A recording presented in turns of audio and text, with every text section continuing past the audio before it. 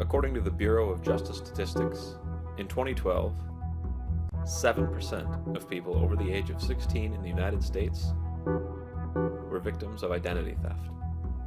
Around half of all identity theft incidents result in monetary loss, which averages over $2,000 per incident. That's $25 billion lost to fraud every year. What do all these organizations recommend to help prevent identity theft? Credit monitoring. There are many services that allow you to check your credit report completely free. Annualcreditreport.com, freecreditreport.com, Credit Karma, and Mint.com, just to name a few. All of these sites ask a few basic questions to verify your identity and use bank-grade encryption for security. After shopping at certain retailers, you may receive free credit monitoring if they experience a data breach. Both Target and Home Depot have recently offered millions of customers free credit monitoring services for at least a year.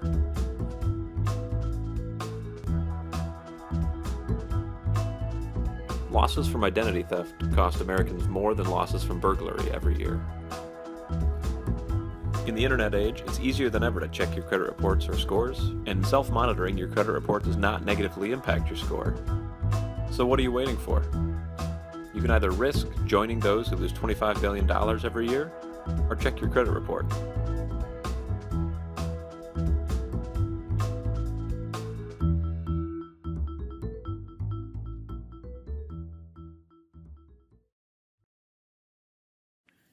I chose the topic of credit monitoring because it's interesting to me. I monitor my own credit pretty regularly, and several times I've met someone just out of college or younger in the 18 to maybe 25-year-old crowd that's not familiar with it and doesn't know how important it can be for their future financial stability. So the target market is 18 to 30-year-olds. The statistic mentioned in the video includes those as young as 16, but they're not likely to be able to monitor their own credit anyway. It'll be probably non-homeowners because those have already gone through the process of applying for a mortgage, probably are more familiar with their credit. Ideally college students because their student loans don't usually require them to know much about their credit, but then as soon as they get out of college they might use it heavily for getting on their own cell phone plan, even renting or buying a home or a car. And ideally, as credit card companies sometimes do, this message could be targeted to those with not perfect credit. The needs that credit monitoring satisfies include security, self-actualization. If someone's got a great score, it might make them feel really good about themselves.